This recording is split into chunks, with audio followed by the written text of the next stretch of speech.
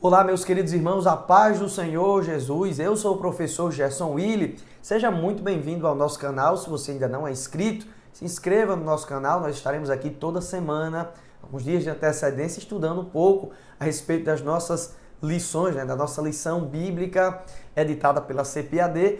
E nesse último trimestre de 2021, nós estamos estudando a respeito da vida, o ministério e obra do apóstolo Paulo. Hoje, na nossa quarta aula, vamos estudar sobre Paulo, a vocação para ser apóstolo.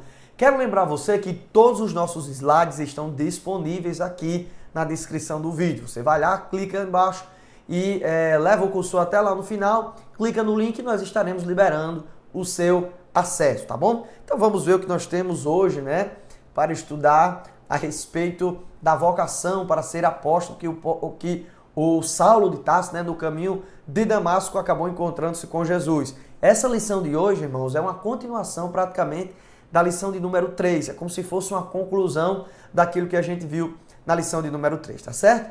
O nosso texto áudio diz o seguinte, 1 Coríntios capítulo 1, versículo 1. Paulo, chamado pela vontade de Deus para ser apóstolo de Jesus Cristo.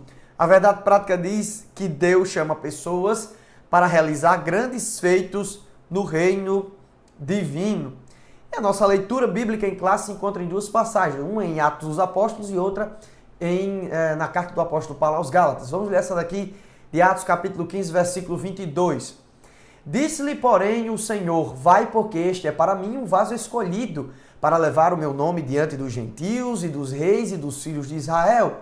E eu lhe mostrarei quanto deve padecer pelo meu nome. E Ananias foi e entrou na casa, impondo-lhes as mãos, disse, irmão Saulo, o Senhor Jesus que te apareceu no caminho por onde vinhas, me enviou para que tornes a ver e sejas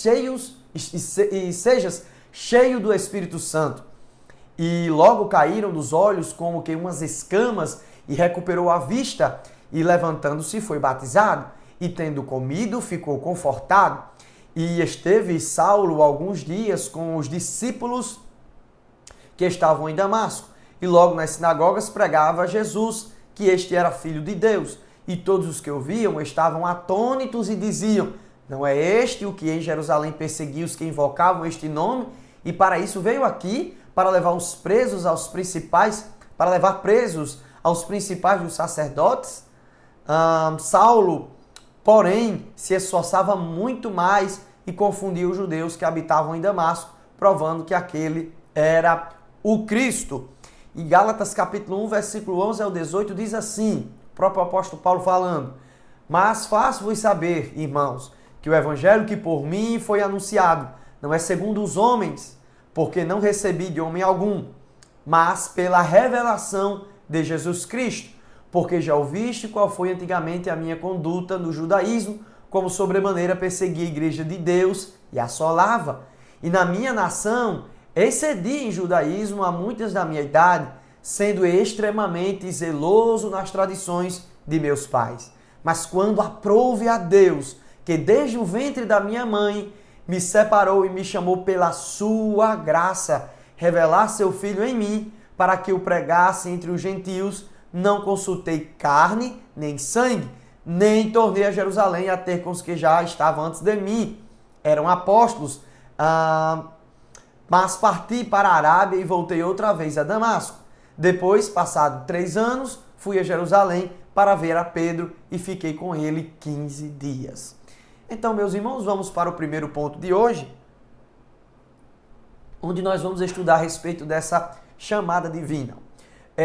O nosso tópico geral, esse primeiro ponto aqui é o ponto de partida para a vocação de Paulo. Vocação, meus irmãos, chamado de Deus. Quem é vocacionado é chamado para uma missão, chamado para alguma coisa. Então, o primeiro subtópico aqui é chamada e presciência divina. Vejamos o que esse versículo em Atos capítulo 9, versículo 15 ao 16, que a gente acabou de ler, vai nortear agora esse primeiro momento. Vai, porque este é para mim um vaso escolhido para levar o meu nome diante dos gentios e dos reis e dos filhos de Israel, e eu lhe mostrarei quanto deve padecer pelo meu nome. Então, queridos irmãos, o nosso Senhor, ele é atemporal, ele vê a história, do lado de fora. O ser humano tem o início da sua história, no início da criação, ele foi colocado dentro do tempo, então nós somos temporais. Nós estamos colocados numa perspectiva de tempo onde o tempo se divide para nós em três coisas, né? Passado, presente e o futuro. Mas para Deus não é isso, né? Deus ele é atemporal, ele é fora do tempo. Ele está além do tempo. Ele vê todas as coisas como se foram no eterno presente. Então Deus pode ver fora do tempo porque ele é atemporal, tá bom? Deus ele faz essa chamada no apóstolo Paulo, ele já previa essa chamada, ele já entendia, já planejava chamar o apóstolo Paulo para o trabalho missionário, para pregar a palavra aos gentios. Lembrando aos irmãos que o evangelho já estava sendo pregado em Jerusalém. Os apóstolos que estavam em Jerusalém se dedicavam com afinco em disputar, digamos assim, a respeito de Jesus Cristo nas sinagogas e pregando para os judeus. É interessante nós observarmos em Atos dos Apóstolos quanto Pedro tem que ser ensinado por Deus com a visão dos lençóis, indo na casa de Cornélio, que o Senhor não queria que o evangelho ficasse apenas restrito aos judeus. Apesar que Jesus Cristo já haveria falado muitas coisas no seu ministério terreno, e os apóstolos ainda talvez não tivessem entendido aquilo que Deus queria falar. Não era mais o povo de Israel, né, o povo hebreu, apenas que receberia uma mensagem, mas agora todo mundo, porque ele diz, vocês serão testemunhas em Jerusalém, em Samaria, em toda a Judéia e até os confins da terra. Não sei nem se eu lembro, se eu disse a sequência correta. Então veja que o apóstolo Paulo diz em Gálatas capítulo 1, versículo 15, que Deus já havia escolhido ele, né? Pela sua presciência, já havia o chamado, já havia identificado essa escolha. O apóstolo Paulo diz em Gálatas, mas quando aprouve a Deus, que desde o ventre da minha mãe me separou, me chamou pela sua graça. Paulo está dizendo que Deus o escolheu. Né? Ao nascer, Jesus já tinha um plano para este jovem, já tinha um plano para este homem que em momentos da sua vida seria um perseguidor atroz da igreja, seria alguém que iria contra o Senhor Jesus. Mas Deus já tinha preparado uma missão para ele e ele não imaginava isso. Se você não assistiu a aula de número 3, eu vou deixar um card aí para que você vá lá no nosso canal e veja a aula que é a complementação dessa aula, tá bom? Então, queridos, o Senhor conhece todas as coisas, a história para ele não é algo complicado, não é algo que ele precise buscar em livros, né? Que ele precise consultar pessoas, ele está fora, observando todas as coisas, ele determina o que ele quer, porque ele é Senhor. Nós temos o livre-arbítrio aqui dentro dessa perspectiva histórica, né? No início da história até o final, nós estamos, né, fazendo parte um pouquinho dessa história, a nossa geração. Porém, Deus conhece todas as coisas, Ele sabe de tudo. Vejamos essa passagem aqui em Isaías 46, versículo 10. Eu que anuncio o fim desde o princípio e desde a antiguidade as coisas que não se sucederam, que digo, o meu conselho será firme e farei toda a minha vontade. Então Deus ele tem a sua presciência. Essa presciência, queridos irmãos, é um atributo incomunicável de Deus. Ou seja, somente Ele possui. Deus tem atributos comunicáveis e atributos incomunicáveis. É claro que isso aqui é uma maneira didática da gente falar de algumas... como é que eu posso falar? Algumas partes de Deus que podem ser inerentes ao homem, principalmente quando ele tem o seu espírito. Porém, todos os atributos divinos resultam na sua glória. Mas especificamente agora que nós estamos falando em relação à presciência, só Deus conhece o futuro, só Ele sabe de todas as coisas, só a Trindade Santa tem essa perspectiva atemporal sobre as coisas. Os anjos, os demônios, os seres humanos, toda a criação tem um ponto de partida, né? Tem um ponto na história. Existe uma história divina, existe a história angelical que nós não conhecemos, né? Qual foi a época, o ponto de partida, porém eles estão atrelados a um ponto de partida. Deus, ele tem um atributo que conhece todas as coisas, que é a sua presciência. Ele está fora disso porque ele não tem ponto de partida, ele é eterno e também não tem princípio e também não tem fim. Então Deus ele conhece tudo, tá bom? Vamos lá.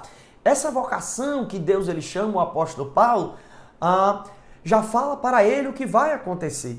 Já vai asseverando a Paulo, já vai dizendo ao apóstolo Paulo, o recém-convertido agora, né, que o que vai esperar ele, né, o que vai esperar ele nessa sua chamada, vai ser o contrário do que ele imaginava como um fariseu, né, bem-sucedido que perseguia as pessoas. Deus avisa Ananias que vai lhe mostrar, né, que vai mostrar a Saulo de Tarso, que o seu ministério, esse chamado, vai ser um chamado difícil. A gente pode até se lembrar de Jeremias, que Deus ele chama Jeremias, aquele profeta, ainda é muito jovem, para um chamado de dificuldades, onde as pessoas não lhe ouviriam. Então vejam que Deus diz a Ananias, eu lhe mostrarei quanto ele deve padecer pelo meu nome. E eu coloquei uma lista aqui, mais ou menos, em sequência do que Lucas ele fala em relação aos sofrimentos do apóstolo Paulo, né? E também tem a passagem aqui em Coríntios. Vamos lá. Escapou de um cesto, aqui em 2 Coríntios capítulo 11, versículo 32. Depois foi expulso da Antioquia. Não vou dizer aqui as referências para a gente ganhar tempo, tá bom? Em Listra é perseguido, lançaram fora da cidade, dado como morto. E na Macedônia foi chicoteado e aprisionado. Em Tessalônica ele foge. Ele é preso. Em Éfeso ele enfrenta um grande tumulto, né? Em Jerusalém é acusado de levar um grego ao templo, que é Trófimo. E depois ele é preso e levado para Roma e ali ele sofre um naufrágio, né? Ele sofre um naufrágio em Mileto. Depois, quando ele escapa desse naufrágio, que parecia agora que as coisas iriam melhorar, o apóstolo Paulo recebe uma picada por uma serpente venenosa. E aí, nessa ilha de Malta, né, onde ele sobrevive, e logo após isso ele vai para Jerusalém ser preso e por fim, segundo os historiadores e testemunhas, ele é morto em Roma por volta de 66 pelo imperador Nero. Isso aqui, meus irmãos, é só como é que eu posso dizer, uma pontinha do iceberg dos sofrimentos do apóstolo Paulo. Há outras passagens onde ele mesmo fala, né, em que vários lugares ele sofreu problemas. Vamos ver aqui o que é que diz em Atos dos Apóstolos, capítulo 20, versículo 23, o próprio apóstolo Paulo falando. Diz assim, senão que o Espírito Santo de cidade em cidade me revela, dizendo que me espera prisões e tribulações. Mas veja a resposta desse apóstolo. Mas de nada faço questão, nem tenho a vida por preciosa, contando que cumpra com alegria a minha carreira. Quando a gente fala em sofrimento, quando a gente fala em situação difícil de passar, logo se vem ao coração que o apóstolo era alguém angustiado, era alguém entristecido, mas a gente vê claramente que ele diz que cumpre com alegria a carreira, o ministério que ele recebeu do Senhor Jesus para dar testemunho do Evangelho da graça de Deus. É totalmente diferente. Essa visão do apóstolo Paulo e seu ministério é diferente daquilo que a gente escuta hoje, que o Evangelho traz para você uma perspectiva totalmente antropocêntrica, ou seja, onde o homem está no centro e ele vai se dar bem o tempo todo, onde a teologia da prosperidade é uma verdade, porque quem é filho de Deus não pode ficar sofrendo o tempo todo. Se está sofrendo é porque com certeza não leu a Bíblia, né? Mas na verdade quem diz isso não lê a vida do apóstolo Paulo, não lê os sofrimentos dos outros apóstolos e dos discípulos de Deus, que desde os primórdios sofrem com perseguições. Então Paulo dizia, o Espírito já me diz, aonde eu entrar, em cidades que eu for pregar o Evangelho, eu já estou preparado pelo Espírito para receber prisões, açoites, acusações, mas eu faço isso com alegria. Este é o chamado de Paulo, uma vocação, um chamamento para o ministério do sofrimento, mas um sofrimento com alegria. Parece um paradoxo, parece uma coisa assim que o mundo não consegue entender, mas essa é a vida do verdadeiro cristão. Então vamos lá, queridos. Segundo ponto aqui, um ministério do Espírito. E Ananias foi e entrou na casa e impondo-lhes as mãos, diz, irmão Saulo. A gente lembrou isso na aula passada, né? Que Ananias chama ele já de irmão. O Senhor Jesus, que te apareceu no caminho por onde vinhas, me enviou para que tornes a ver e seja cheio do Espírito Santo. Então, dois pontos que nós devemos lembrar nessa perícope, né? Nesse enquadramento dessa passagem. O primeiro deles aqui é que quando Ananias chegou, Saulo de Tarso já era crente, já tinha aceitado Jesus, já tinha reconhecido Jesus como Quírios, como o Senhor Jeová, né?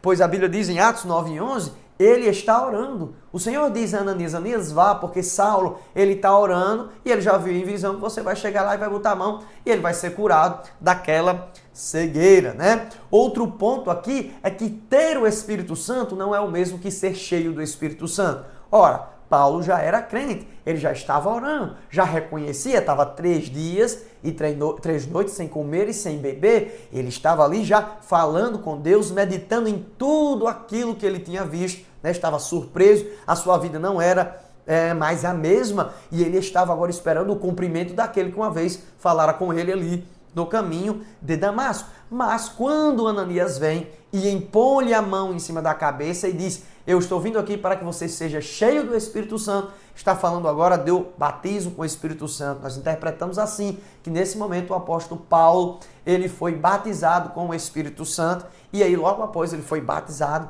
nas águas, né? Que coisa maravilhosa isso que nós estamos vendo aqui nessa passagem, porque às vezes estamos na igreja, estamos na congregação e nós não somos cheios do Espírito Santo. Cremos no Evangelho, mas precisamos ser revestidos de poder. E não só nessa passagem aqui, nem em outras passagens de Atos dos Apóstolos, mesmo depois que ser batizado com o Espírito Santo, há momentos de alegria, é o furor no Espírito, onde os discípulos são transbordados, mais uma vez, do Espírito de Deus. Então, 2 pontos interessantes aí para a gente analisar. Ele já era cristão, né? Já era crente, já cria no Senhor. Ananias foi ao encontrar um irmão, né? Da família de Cristo agora, e agora ele foi transbordado pelo Espírito, revestido pelo Espírito Santo. Então vamos lá, uma das questões que é muito discutida entre alguns irmãos, né? Alguns pensam, de certa forma, que o apóstolo Paulo, antigamente Saulo, assim que recebeu essa transformação, esse encontro divino no caminho de Damasco, logo recebeu-lhe o nome de Saulo. Mas na Bíblia não fala sobre essas questões, né? Então vamos ler, eu teria um recorte aqui da nossa revista que diz: na Bíblia vemos ocasiões em que Deus mudou o nome de pessoas. Por exemplo, Abraão, ele mudou o nome de Jacó, como Jesus também alterou o nome de Simão para Pedro, né? Entretanto, isso não se deu com o nome do apóstolo Paulo. Não há menção na Bíblia que ele foi transformado num Paulo. Mas é certo, meus irmãos, que o apóstolo Paulo ficou conhecido depois como, não Saulo, né, mas como Paulo por causa das suas missões. E a gente vai ver aqui. Eu falei isso na primeira aula, mas eu coloquei com um pouco mais de ênfase hoje nessa aula que trata a mais sobre esse aspecto, né? Então, Saulo, né, é a mesma coisa de Saul. E aqui na lição diz que a portuguesada a gente chama de Saulo, né? É uma pronúncia conhecida pelo povo judeu. Mas na sua cidadania romana, no mundo gentil, ele era conhecido como Paulo. Em latim, Paulus, né? Era nesse aspecto, nessa pronúncia que Saulo de Tarso era conhecido. Então, como ele estava sendo pregado para os gentios, no mundo romano, então coube-lhe essa função, né? Do apóstolo ser chamado de Paulo. Essa função não, né? Coube aí esse costume das pessoas lhe chamarem de Paulo e não de Saulo. Então vamos lá, como o ministério do apóstolo Paulo buscava alcançar os gentios, o nome de Paulo foi naturalmente usado no trabalho missionário e, consequentemente, nas escrituras canônicas, ou seja, o apóstolo escreveu 13 cartas, né? E ele estava escrevendo praticamente para pessoas romanas, e o povo entendia ele, né, no mundo romano como Paulo, e ele se identificava como Paulo. Tá certo? Então não existe esse negócio de foi transformado em Saulo, foi transformado em Paulo. A gente pode usar uma metáfora assim, né, para ilustrar, mas nada que vá exageradamente dizer, confirmar que Deus mudou o nome deste homem. O que nós temos que entender é que a sua missão, a sua obra foi grandiosíssima e inclusive sobressaiu, a gente pode dizer, na perspectiva escriturística, doutrinária, em muitos dos discípulos que andaram fisicamente com o próprio Jesus, tá certo? Então vamos lá. Uma vocação efetivada pelo Cristo ressurreto. E indo no caminho aconteceu que, chegando perto de Damasco, subitamente, essa palavra aqui, subitamente, acho que eu passei 2 vezes aqui, vamos lá. Isso, vamos lá, que eu apertei aqui no home e ele foi lá para o final. Aqui. Essa palavra aqui, subitamente, significa veloz como um relâmpago, né? Ele foi cercado por essa luz rápida, né? Como um raio. É praticamente isso que o texto original diz, que o apóstolo ele foi cercado por essa luz divina, automaticamente lhe cegou-lhes os olhos, né? Então Lucas, ele acha esse acontecimento muito importante.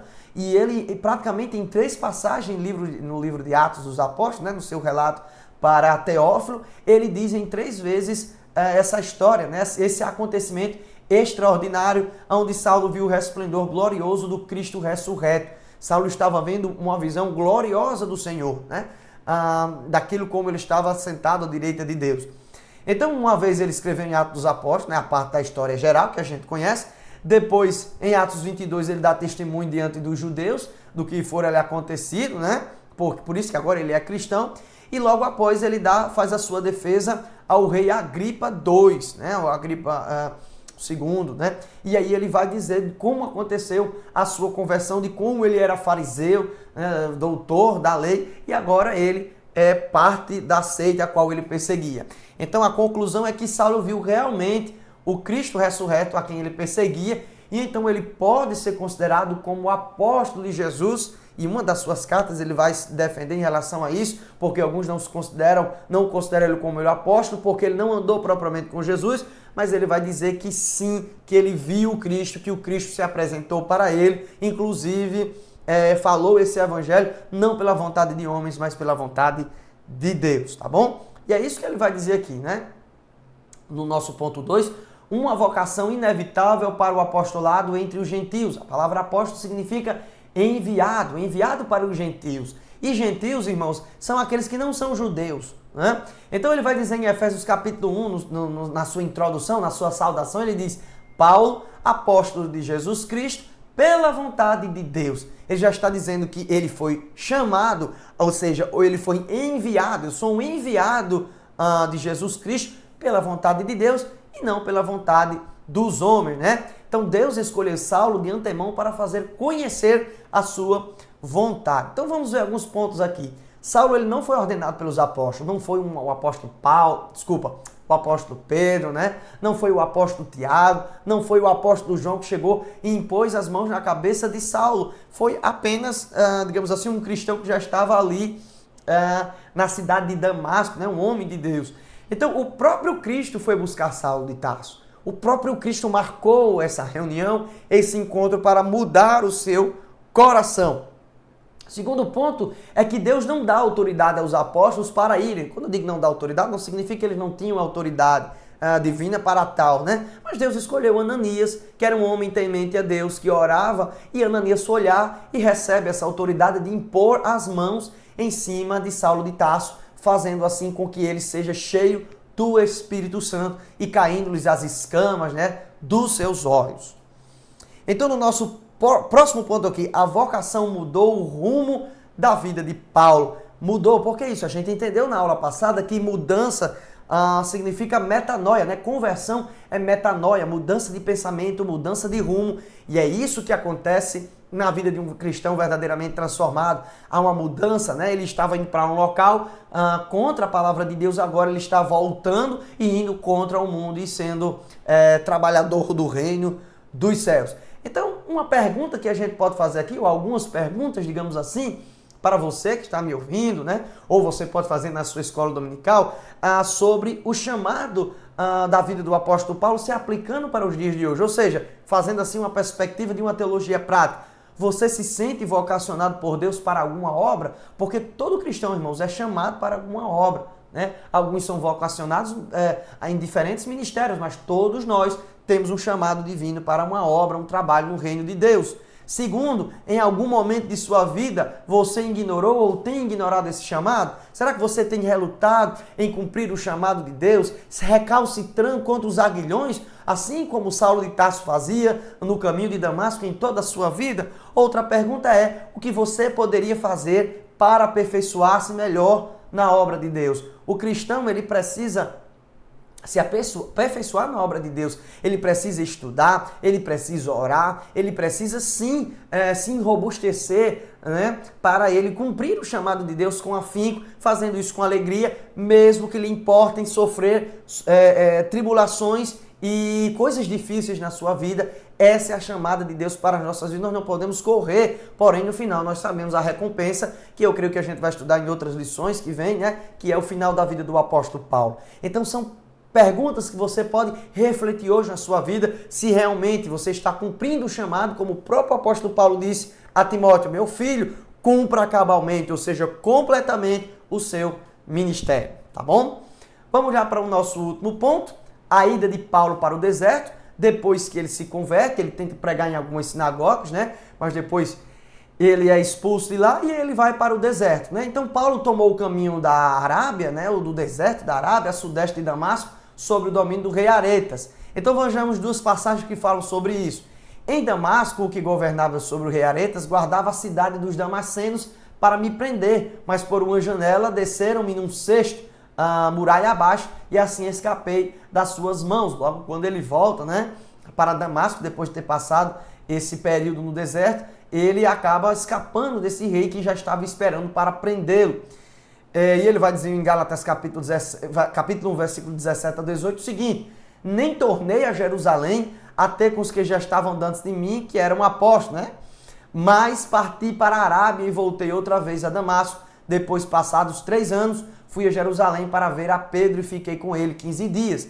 Então o apóstolo Paulo, ele vai no deserto, e é nesse deserto que o Senhor ensina o apóstolo Paulo a ser o líder que ele precisava ser para expandir o evangelho do reino de Deus. Paulo vai para a Arábia e aí a gente vai aprender porque Deus ele leva o apóstolo ao deserto antes de cumprir cabalmente o seu chamado. Lembrando, meus amados irmãos, que provavelmente o apóstolo Paulo passa 14 anos antes de ser enviado para a sua primeira viagem missionária, tá certo?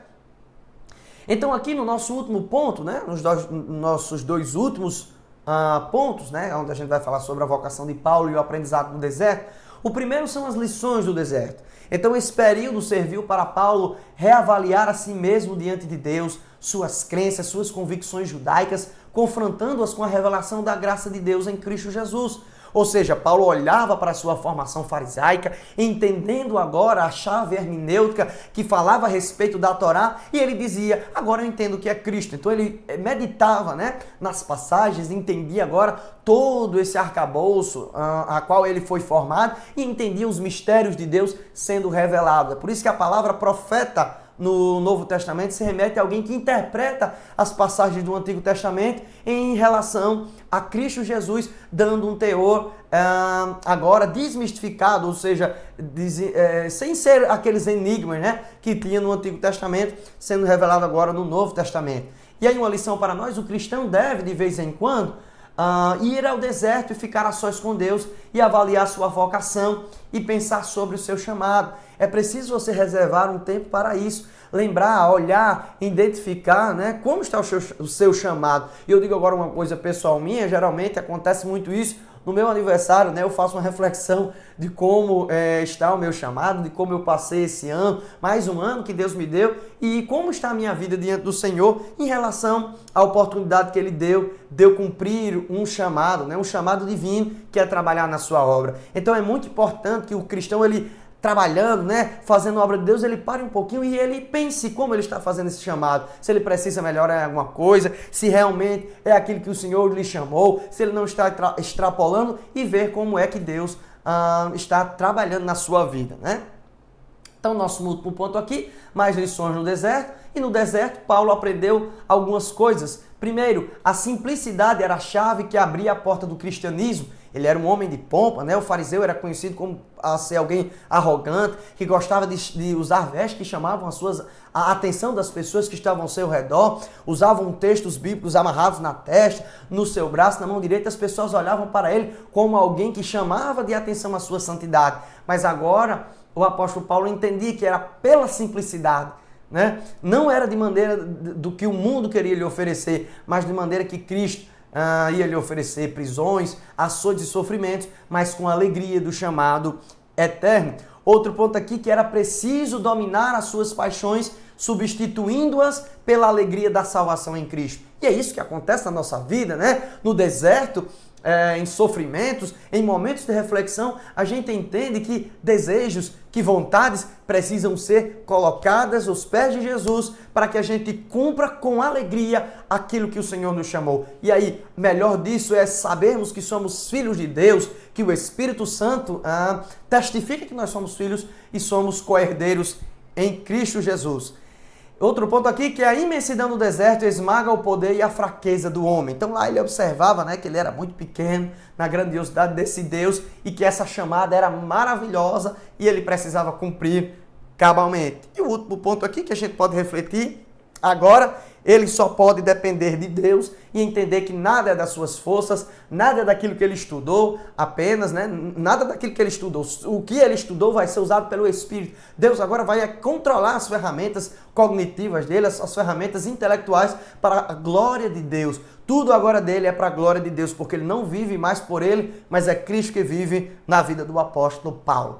Meus amados irmãos, chegamos na nossa conclusão e eu leio para vocês o seguinte: Deus não mudou o seu método para vocacionar e chamar a quem ele quer. Para isso, ele usa experiências, muitas vezes dolorosas, no deserto da vida. É preciso aguçar a nossa sensibilidade espiritual para identificarmos o chamado de Deus para a nossa vida. Então Deus ele não mudou, ele ainda tem sim o seu trabalho em experiências pessoais, né? Mas isso é sobre a perspectiva e o crivo da palavra de Deus, não experiências pessoais, entre aspas, que a gente vê por aí, onde foge totalmente da palavra de Deus. Não, Deus ainda fala com pessoas, Deus ainda se encontra com pessoas em caminhos de Damasco, mudando assim a vida e transformando o seu coração a um novo homem para o chamado divino. Chegamos ao final dessa aula, eu espero que vocês tenham chegado até aqui comigo e nós nos encontraremos na próxima aula, se Deus quiser, para falarmos mais da palavra de Deus e da vida do apóstolo Paulo. Se inscreva em nosso canal, meus amados irmãos,